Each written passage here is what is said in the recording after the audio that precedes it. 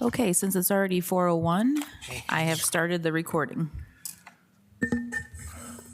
Okay, we are almost ready to go, but I'd like to call this meeting to order. If we could have the roll call, starting with Jeff. Jeff Howes here. John Sampen here, Will Rowdy-Bush here. and hopefully we'll have our other two members in the near future. Approval of minutes.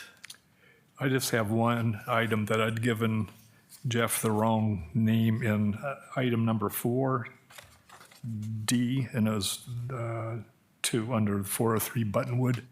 The name is the Harms, Harms, instead of Rainey. Rainey was the architect that did some work on the house at some point when they did an addition. But it should read the Harms are probably the best known owners.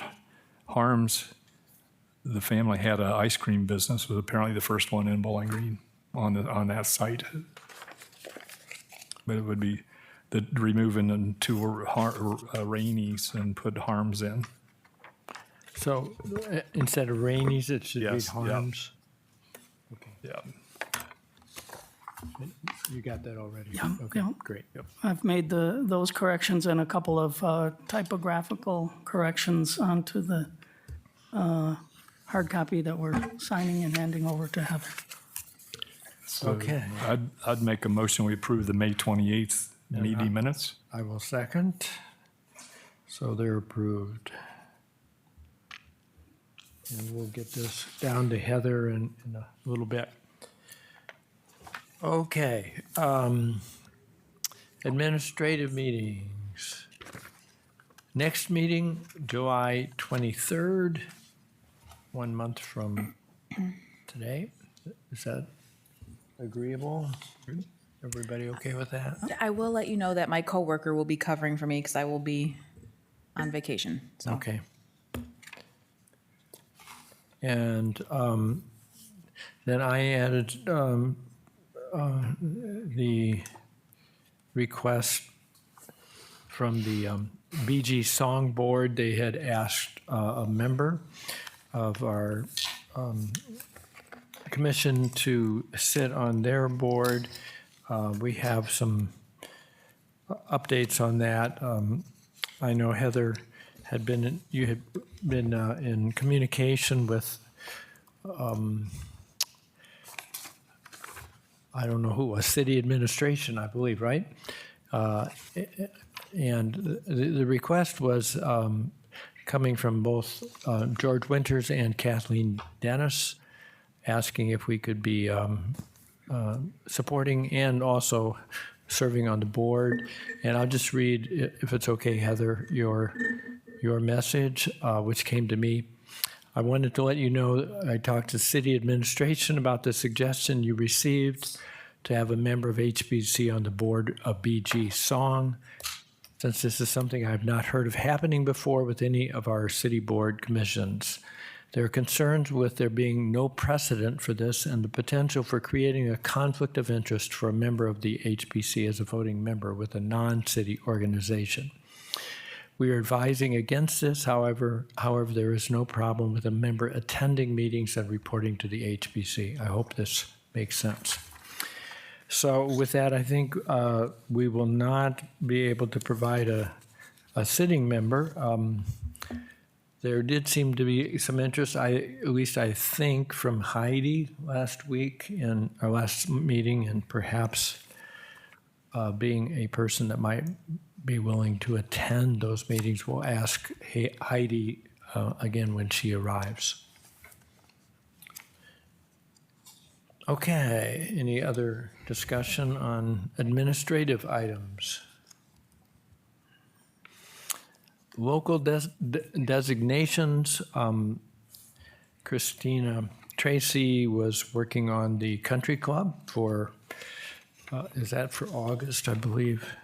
Yeah, that's slated as the August historic site of the month. Right, and Christina often has to get here a little bit late. We'll find out how that's coming along.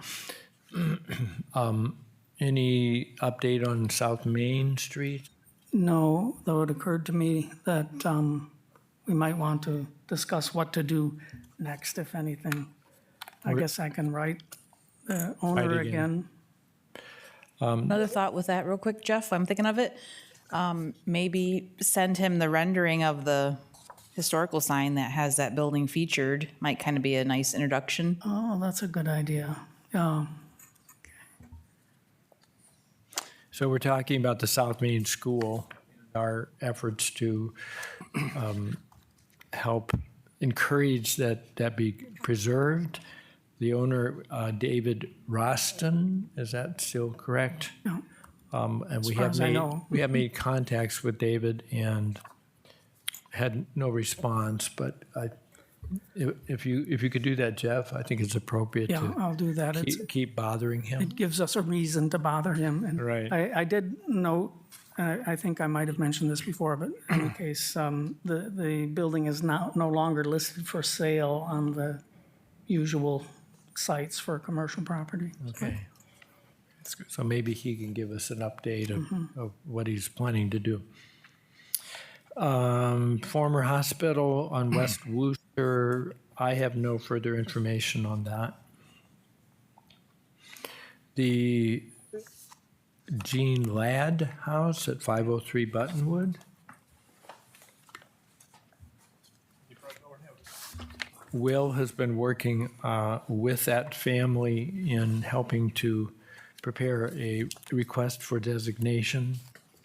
Will, do you want to give us any update on it? Well, I prepared the property inventory form and sent that out. It's got a couple spots I want to get with Heidi on. The one that's blank yet is the architectural style. It looks like it's maybe federal. It was kind of a simple style with gable ends. And, but I want to kind of verify that with Heidi and get that filled out. And then I'll be meeting with them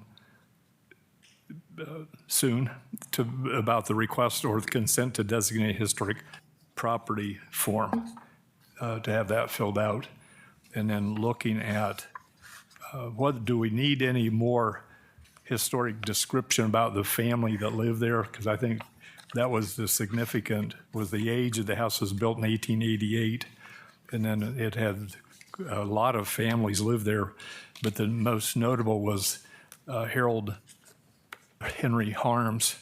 And originally they had an ice cream plant there on the site, and then they opened up an ice cream store at downtown Bowling Green.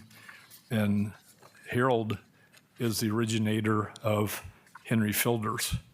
So it used to be Henry Manufacturing, and apparently it started in a garage. Have no idea whether that garage was on the site, but he is the original, started the plant, I believe, was in 1951 or 52. It was probably the most prominent family that lived in the house. And so I think probably the inventory is probably adequate with a description of that. I don't know if additional history is needed, but would then be able to submit it in July with a request form. I think it's, for me, it's sufficient. I mean, you spoke with the family and this is what they Yes. had to share? Yes. Share with you, okay. And Jean has a sheet that I think she got from the tax office that has a list of all the people that lived there from the 1890s. And you go through there and you see they're pretty much all listed who owned it. And it's Maybe- multiple pages. It's amazing. Should we include that with the? I could. We could maybe make a copy of it. Why don't we I didn't do- want to take it from her, even borrow it, but maybe we get a photocopy of it to submit with it. Yeah, I think least the that- names it'd be and- nice to have. Yeah. right? Names and the dates of when they were there. And Okay, assuming that the lads are willing to sign their consent form, and I'm sure they are since they initiated this, we'll bring that up at our next meeting for a vote. sounds good. Thank you, Will. You're welcome.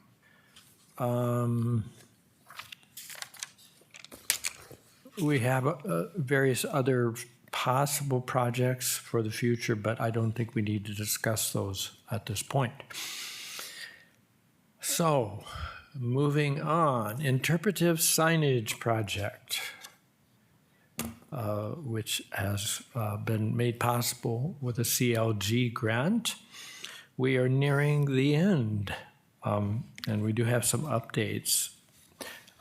Heather, do you want to share any of that? I do. I have, of course, all the information too, but you've been instrumental in making those contacts and finding out what's going on. Sure. So installation will start on Thursday, July 18th. It will likely last until Friday, the next day, which is July 19th. Given the amount of signs, it's actually 16 signs, plus they ended up creating and manufacturing donor plaques for the Wooster Green. So they're going to make one trip here to do our signs plus the 2 donor plaques, which leads to another idea for some sort of ribbon cutting or designation event that the chamber will likely be a partner in organizing. Along with it may include the donor plaques because, the donor plaques, Wooster Green features a lot of history. And of course, we'll have 3 of our signs there. So that might be a joint event, if that's okay with the commission. Not sure yet because the former mayor is actually getting that committee together that helped get donations for the Wooster Green to make that happen. He's meeting with this committee tomorrow. So he has a whole agenda about, this potential event and what it may look like. So I just wanted to share that with you. It's kind of by accident that our sign company ended up doing those plaques. So, but he's thrilled to have those finally done because it's taken quite a while to finally get those into production. So I think that event will be something that will be, want to put a focus on once we get more information from the mayor's office and the chamber. And then of course that Wooster Green committee, don't have a date yet. Maybe August after the signs are installed, but we also have to be cautious of everything else that happens in August to make sure we all have the time for that. Additionally, a descendant of one of the builders, the George Gagan building, which is on the southwest corner of the Four Corners of Main and Wooster. She has regularly been contacting me about seeing the sign, the installation, and wanting to come to the potential ribbon cutting event. So she's very eager to make plans to travel here. I believe she lives in Kentucky, and she has another cousin, again, that's related to that would be, I think it was their great-grandfather who built that building, and they're just thrilled to see the sign and the building because they haven't been here in a long time, and which led the idea to this event being really neat if we could get some other ancestors here because we know the Naders, related to the Milliken Hotel, and likely others that are highlighted on the sign that would be kind of neat, I think, tie to those, descendants. The QR code, is still a work in progress. That's taken a lot of research to get us to this sign production that we're at now, and hopefully we get that done soon. It's a lot of text, but that's the QR code on every sign that somebody can walk up to and scan and then read more about the history. And working with the communications department to get that QR code done once we have all the information to them. And then also hopefully a flyer of some sort that the chamber is really excited about having something because they want to build upon attracting people here, visitors to the community. And they actually sent me their website where they hope to build some sort of itinerary for featuring our historic properties or tours or whatever we want to call that. And so we have a lot of moving parts going on with this, along with creation of a map. I do have a Google map that we created, but we hope to get that in our GIS system and kind of a lot of intricacies there. But we're going to build upon that. Sort of like if you saw our veteran banners downtown, you can click on that website and flip through the banners. It's a map plus information about each person featured. So we foresee doing the same thing with these signs at some point. It may not happen right away, but once they're up, we can at least GPS them and have a more accurate map. So again, a lot of other moving parts with this, but really excited about that. I think that's it for the most part. Am I missing anything? Public Works, thanks to them, we have about half of. So the signs were kind of half and half different installations that we had to focus on. So they actually already installed the bases, the concrete bases, on about half the signs, and the rest of the signs will be bolted into sidewalks downtown. So like I said, the Wooster Green has 3 bases for signs, the courthouse has a base for a sign, and the police division has a base for the sign that you'll see these circular concrete circles there that you'll know where the signs are going. I think that's about it, but I just really appreciate their assistance because they spent a significant amount of time, doing a walk with us a few times and getting those signs together. The courthouse, has been there and they understand what's going on and they're all good to go. I even told them about the installation date and they are excited to see the sign too. That's great. We really appreciate their cooperation and actually working ahead a little bit for us. So that's great. Heather, can you give us a rundown of what QR information we still need, or do you want to send that to us? I can send it to you. I think we have nearly everything. I personally have to finish my research. I did a good chunk of it. It took me several days to just get through my whole huge stack of research, so I know it's very time consuming. But I think we're almost there. Maybe just a couple more signs plus my own and we'll be there. Do we need, as you're reading these, do we need any editing or paring down? Yeah, I haven't got that far yet. I wouldn't be concerned as paring down because really the intent is to provide additional information. And then also once we get it to the final draft form, I need to send it to the state. So that is another issue. So the person I've been working with, as you recall, I had the first person I worked with, he moved jobs, and then I had a second person that was our contact, and she is retiring, and she's gone now. And so now I have a new contact, which is Nathan Bevel. So I don't know if he's at the same spot as she is as far as the QR code information. So I'll just send it to him. They also sent me an email of all these reporting documents I have to fill out. So anyway, there's still more work to do, but we're getting there. Great. And I like the idea of some of our early settlers that build some of these buildings.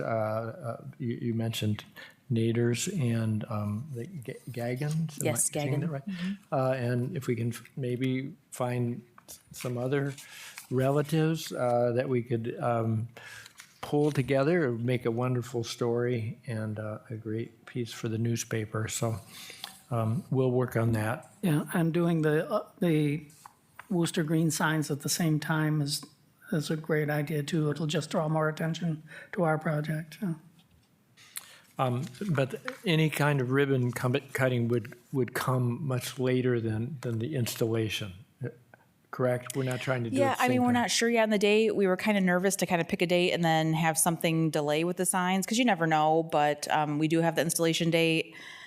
It just makes us nervous to commit yet, but we were kind of thinking mid to late August, once we know the signs are installed and everything went well, and then move on to that next step. But like I said, I really wanted to let those families know, since they are traveling, when they may plan to be here, which is also a whole other accident, how that came to be. I don't know if you heard that story, but this person had contacted the Wood County Genealogical Society and just happened to get somebody that knew about our project. And, she was able to connect her with our sign committee. So kind of neat how that kind of came full circle with this project. Very unplanned. She just wanted to know if the building was still standing. And it was kind of a neat tie there. That's great. And I think if we, as a commission, could be there at least for some of that setting of the signs, it would be great. I don't know what our dates look like for the 18th and 19th. You think 2 days? Is that correct? That is what they're estimating, because they would not get here till later in the morning because of their travel time on Thursday. I don't know exact time. I blocked my calendar just to, obviously make sure the right sign goes in the right spot, because that's the, biggest thing, because they're not as familiar with the locations as we are, so. And we certainly would want our people that were working on the signs with us, our friends, to attend that if they possibly can. So, sounds great. Thank you. Anything else on signage? Okay, number 6, North Maple Street District. We are set, I believe, for a public hearing on August 27th during this hour. And I would just like to encourage our commission to be prepared for questions. I was searching for my FAQs this morning. I couldn't find them, so Heather sent them to me. Thank you. And I don't know, were you able to send them to the rest of the? Yeah. Okay, I so we copied them. have those now. And I would urge all of us to reread those and reread the ordinance. We may have some difficult and uncooperative residents that are not interested in having this district presented and then ultimately put into place. So I think we need good reasons why it's a great idea. We do have a sheet that some of us put together, just giving some explanation about the historical relevance of those 2 blocks of North Maple, which we can share with everyone. I've found some information that you might want to add to that. Great. I'll just mention it quickly. At one point, Dr. E.J. Frauwein, I think is how you pronounce his name. It's Frowine. He was a dentist in town, but he was also president of city council and then mayor from 1942 to 1947. So that's a significant person who lived on North Maple. In 124, Ashley Derlin lived, and he was a partner with Lincoln in the Lincoln and Derlin drugstore at the corner of the Four Corners. J.E. Schatzel lived in 127, and he was a local attorney, but also on the board of trustees of the Bowling Green Normal College when it was founded. I always noticed his name in University Hall, and of course I spent much of my life in Schatzel Hall. And his wife was, she was in the group that helped establish the first library in Bowling Green, which we talked about sometimes. And there was one more, Powell, Dr. H.J. Powell was Wood County Health Commissioner for over 20 years and on the BG Normal College faculty and the State Board of Health. So I'll send the information to you, Great. John. Some of that I just found today. And I can tag that onto our growing list here.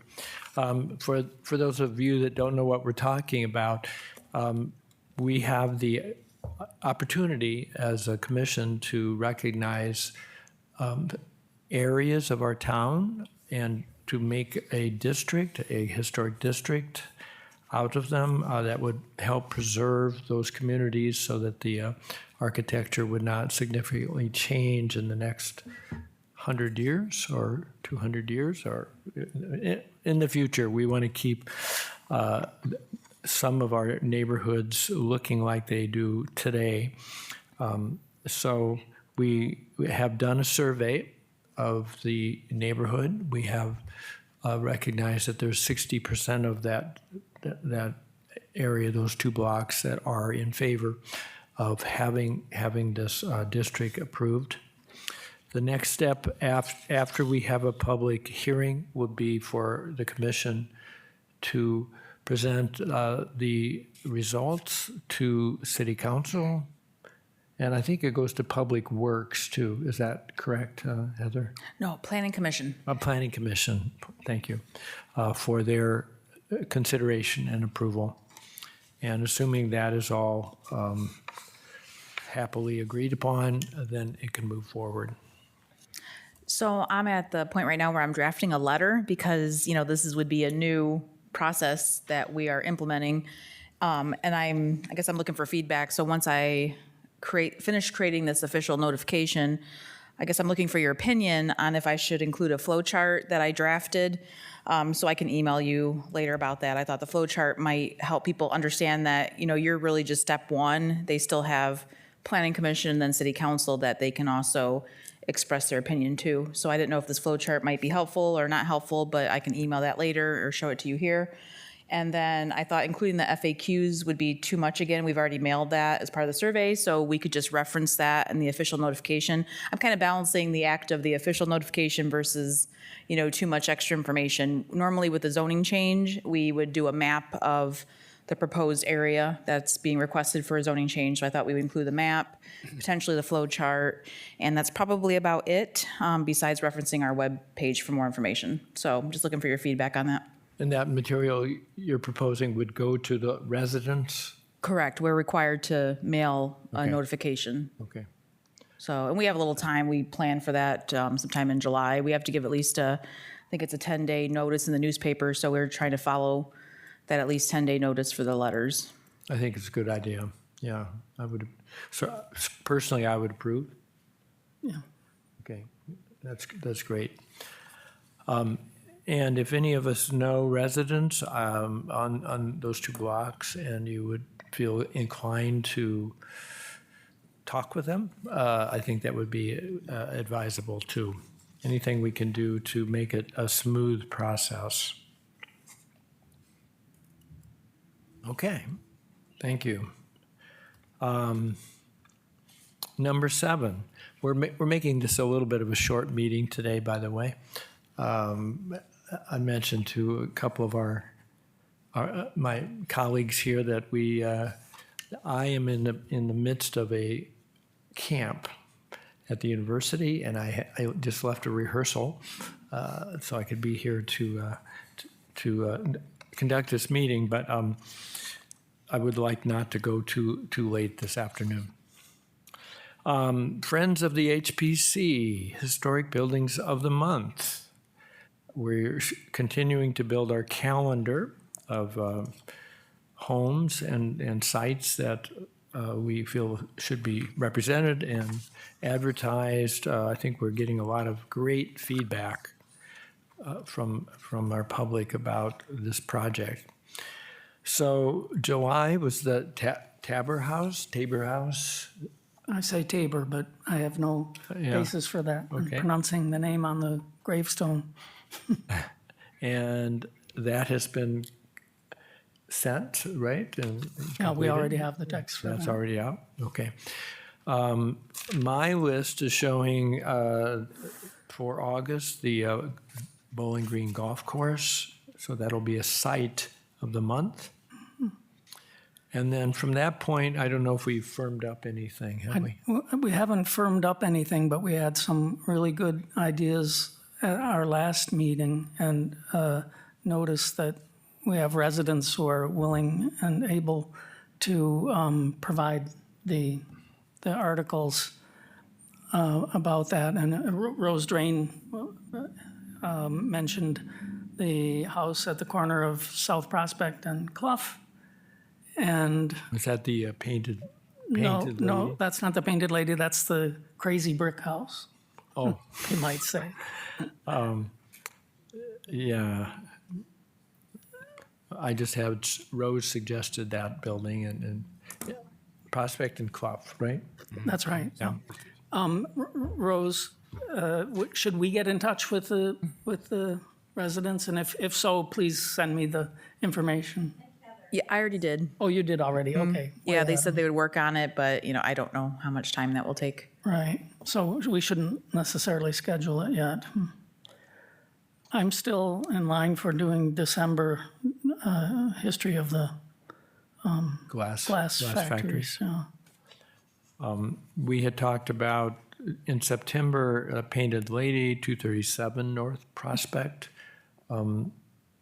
But was that just a proposal? That was just a proposal. Okay. But I'm not acquainted with who lives there, the family. Do you know? I don't know either. It's a rental at the moment. I can just tell because I live near there. I go by a lot, and it doesn't seem to be a single family home at the moment. There might even be two addresses there. Okay. A 1.5. So that's a question mark. We had talked about the Huntington, the old Huntington Bank building at 130 South Main.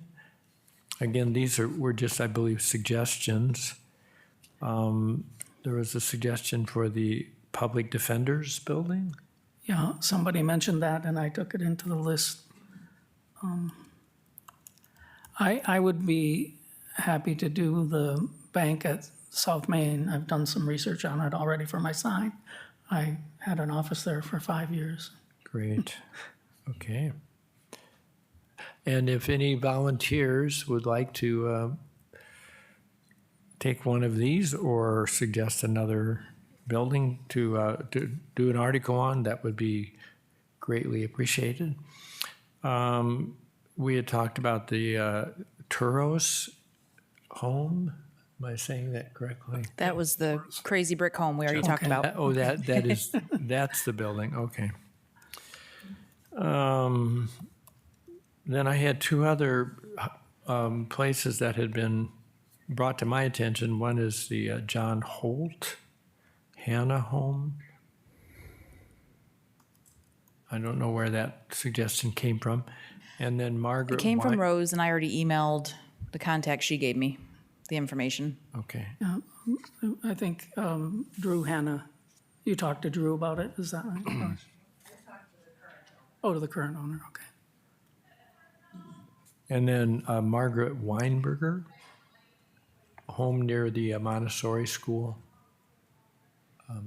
I'm not sure what home that is. I just Yeah, I haven't gone to look at it yet, even though mentioned at our last meeting and is in the minutes.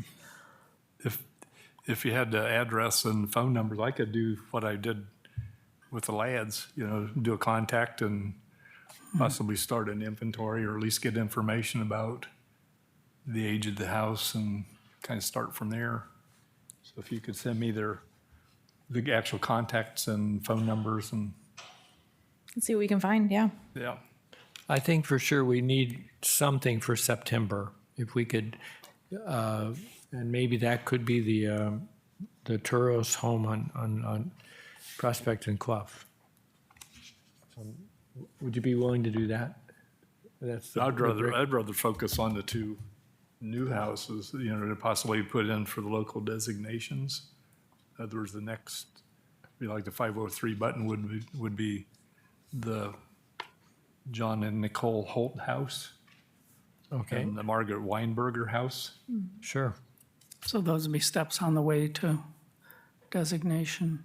I believe the owners are, of the Turos home are going to do the article, right? So, Okay. but we don't know quite when. So I could do the bank 130 South Main for September so that we have something You think that's possible for solid, you? and then the others might fall into place as we go. That would be great. Okay, so we'll tentatively put that down for September. Okay, the next meeting, let's see if we can zero in on some dates for the rest of these suggestions and maybe add some more ideas. Okay, anything else for the calendar of historic buildings?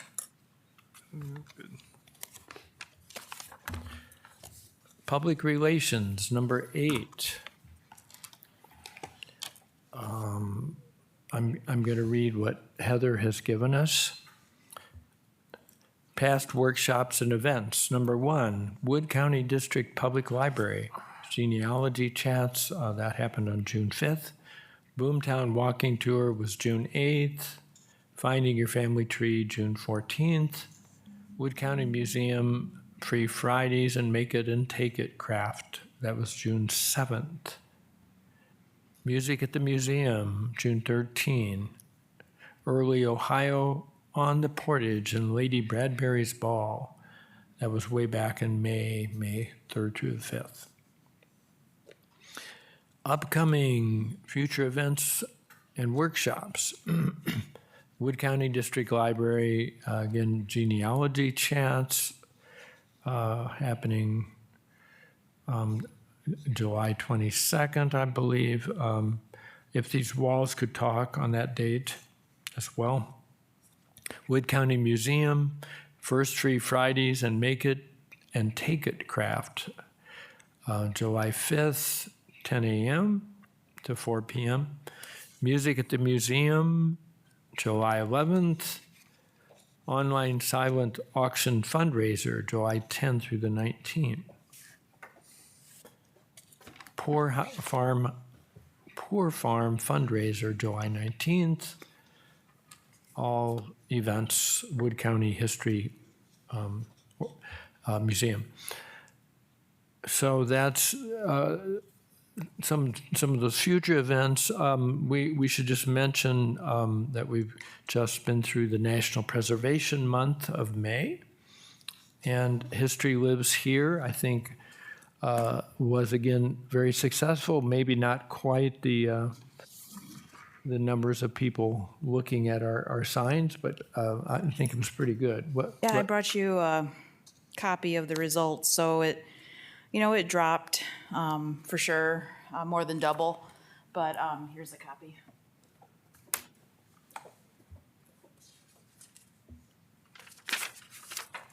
Thank you.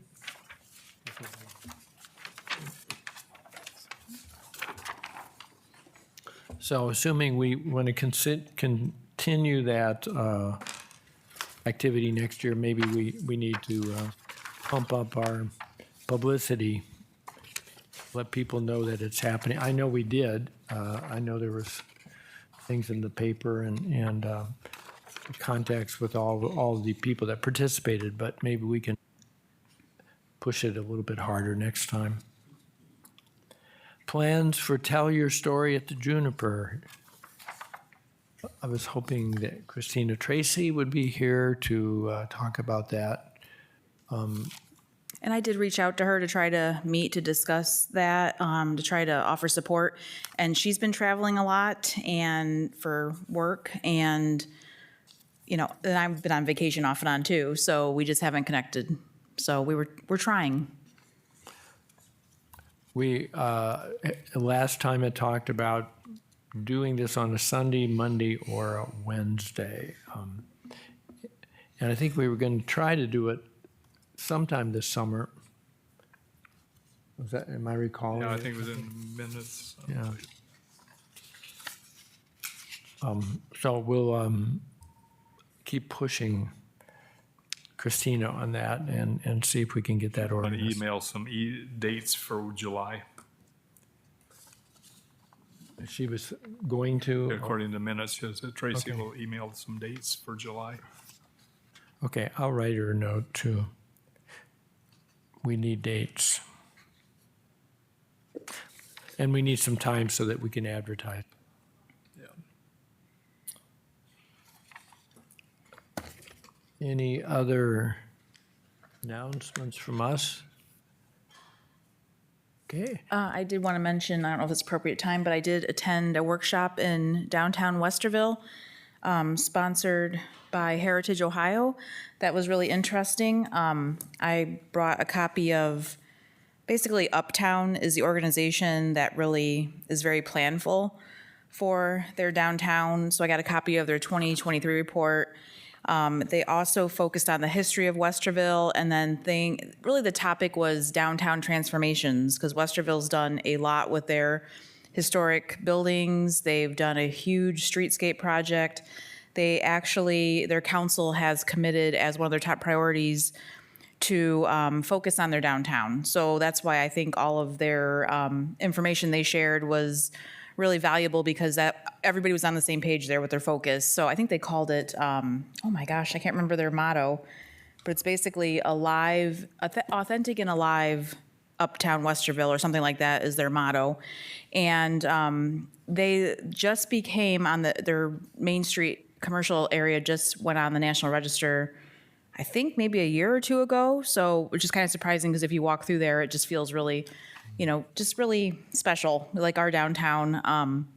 But they focused a lot on streetscape, benches, landscaping.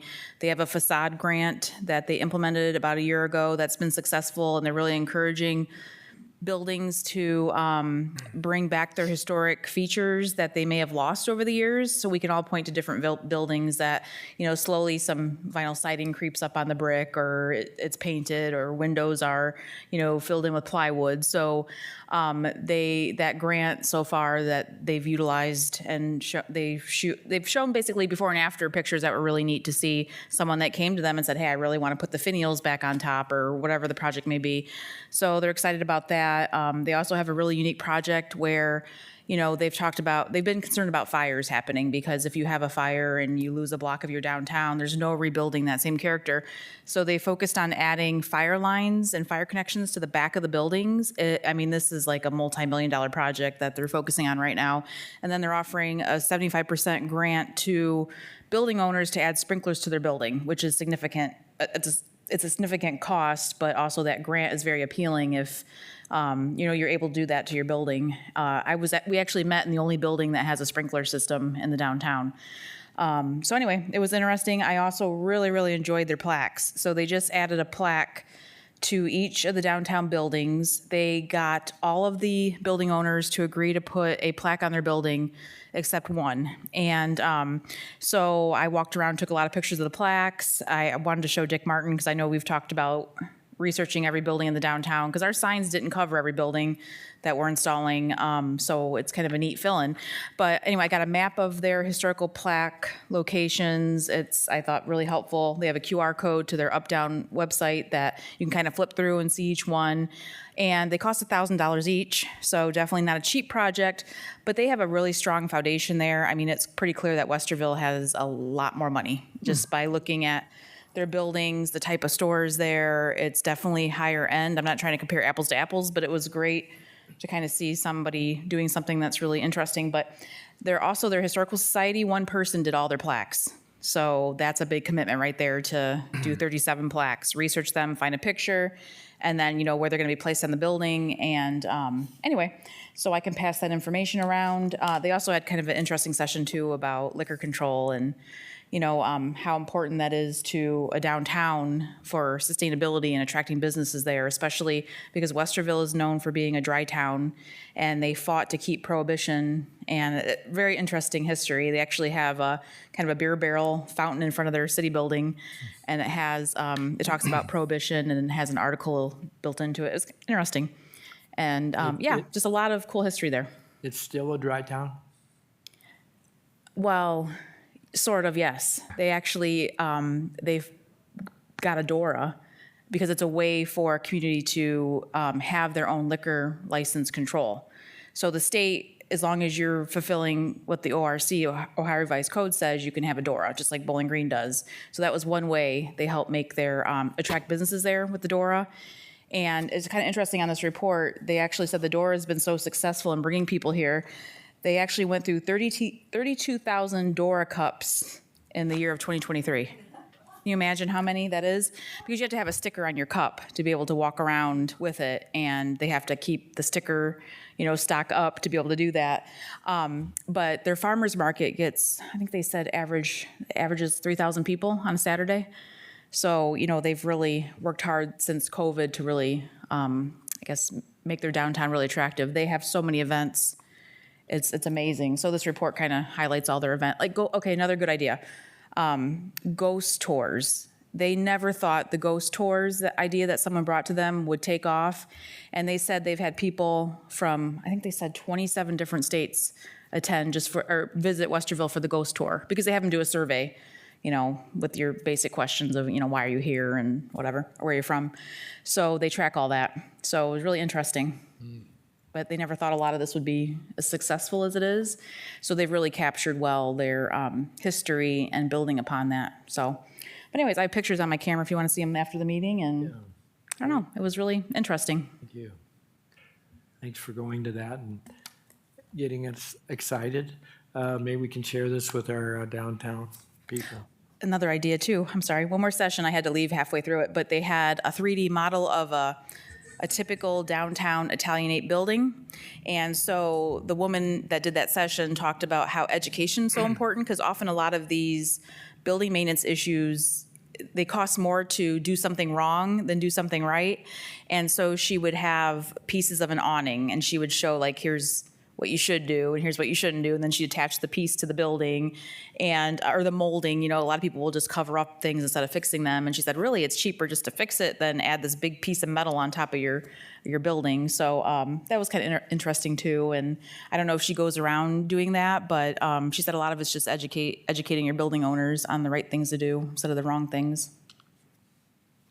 I might say something about the Wood County Library had the Boomtown Walking Tour on June 8th, and I attended it, and it was very good. It was actually down Main Street.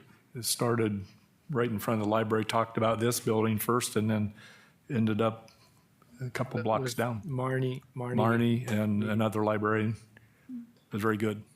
And they did do, like we'd go down one side of the street, and they'd talk about the buildings on the other side of the street. Okay. I didn't say anything about the signs were coming because I didn't know the exact. I think they'll be pleasantly surprised when they see all the signs Maybe we for made the next walking tour like the that. right decision on that. I hope we did. It was very good though. Good. Okay, time for lobby visitation.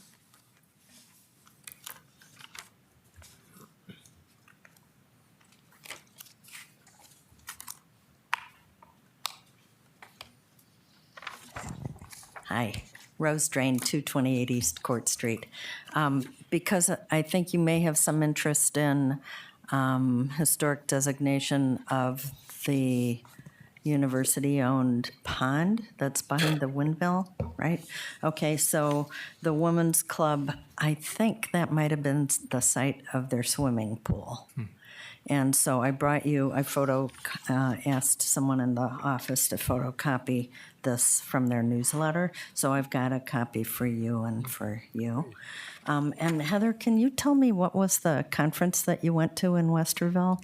So Heritage Ohio, they okay. do, since we're a member of the organization, they offer low-cost workshops around the state, basically. And so I attended this one because it looked the most interesting. Some of them didn't look as interesting, but this one really caught my attention. So So while you were talking, I Googled Alive and authentic, I believe. Yeah, and saw that their plan for bringing that aliveness and authenticity back into being was created in 2014, which is the same year as our land use plan.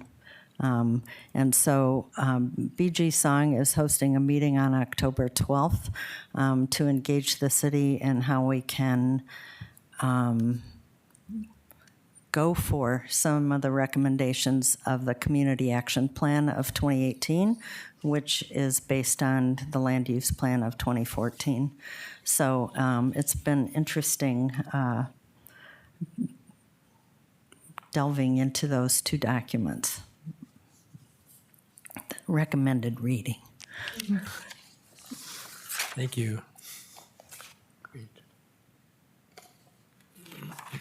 Thank you. That's cool.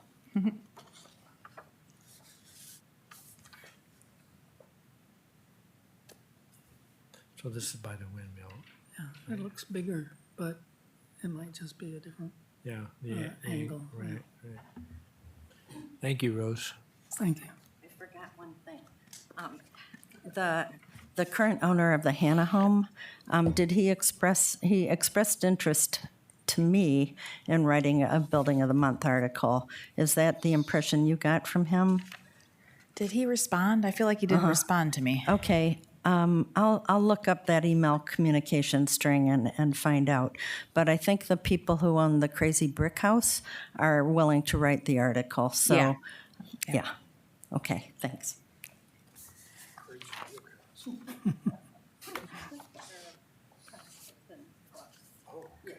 When I use the word crazy, I mean it in a positive way. Right, unique maybe is a better word.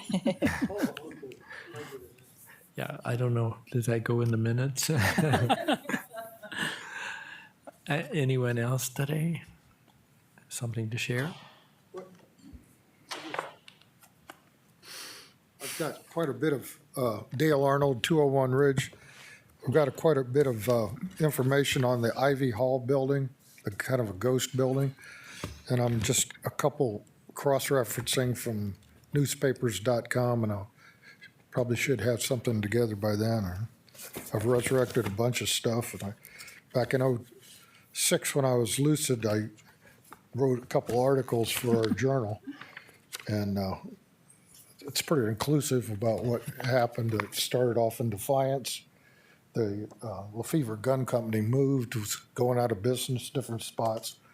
There's a building on First and Main Street in Defiance, and then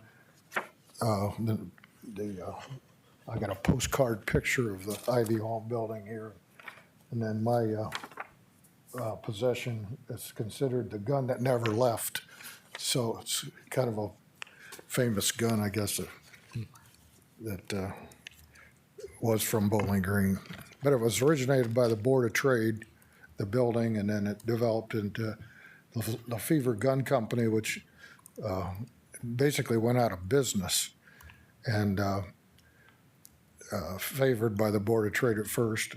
And then it became the Monarch Underwear Company, and they were famous for what was called union suits. Onesies for adults, you know. And then there's a chick hatchery, and I got the guy's name. In fact, I found his obituary. And then the last article was from the university. They said it was the oldest building on campus that was raised in 1961, I think.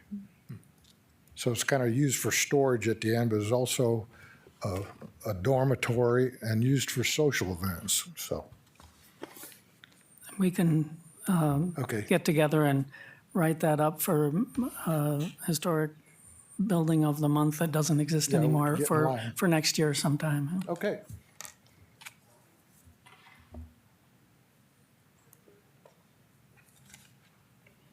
Thank you, Dale. Okay. Assuming there's no other things to share, I'd ask if anybody wants to call for adjournment.